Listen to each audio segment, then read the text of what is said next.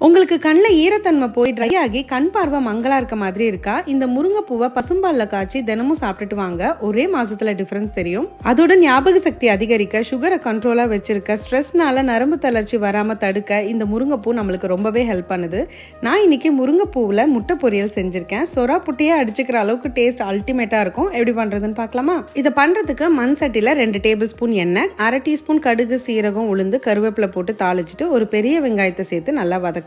அடுத்து இதுல தூளா கட் பண்ண இஞ்சி, பூண்டு, பச்சை மிளகாயை சேர்த்து வதக்குங்க. இப்போ இதுக்கு நான் 2 கைக்கு முருங்கைப்பூ எடுத்திருக்கேன். நல்லா சுத்தம் பண்ணி அலசிட்டு இதுல சேர்த்துக்கிறேன். ஒரு 5 நிமிஷம் மீடியம் ஃப்ளேம்ல வதங்கட்டும். இப்போ இது கூட 1/2 டீஸ்பூன் வெறுமிளகாய் தூள், மஞ்சத்தூள், சீரகத்தூள், உப்பு சேர்த்து நல்லா பெரட்டுங்க. இப்போ பூ நல்லா வதங்கினதும் நடுவில் கொஞ்சமா இடம் பண்ணி 2 டேபிள் ஸ்பூன் எண்ணெய் ஊற்றி 3 முட்டைகளை உடைச்சு ஊத்திக்கோங்க. கொஞ்சமா உப்பு, மிளகுத்தூள் மட்டும் சேர்த்து நல்லா ஸ்கிராம்பிள் பண்ணுங்க. இப்போ அந்த பொரியலோட சேர்த்து நல்லா கிளறுங்க. கம்ப்ளீட்டா ஈரத்தன்மை போய் ட்ரை ஆகி வரணும். ஃபைனலி 1/2 கப் துருவன தேங்காய், கை நிறைய கொத்தமல்லி சேர்த்து ஹை ஃப்ளேம்ல ஒரு முறை நல்லா பெரட்டிட்டு சுட சுட சர்வ் பண்ணுங்க. செமையா இருக்கும்.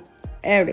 ஆனா இதுல இருக்க சேலஞ்ச் என்னன்னா, வீட்டுல முருங்கை மரம் இல்லாதவங்க இரவல் கேட்கணும். இலையும் காயும் கூட பக்கத்து வீட்டுக்காரங்க கொடுத்துருவாங்க. ஆனா இந்த முருங்கைப்பூ வாங்குறதுக்குள்ள நான் பட்ட பாடு இருக்கே. ஐயோ, யார் வீட்டுல எல்லாம் முருங்கை மரம் இருக்கோ கை தூக்குங்க பாப்போம்.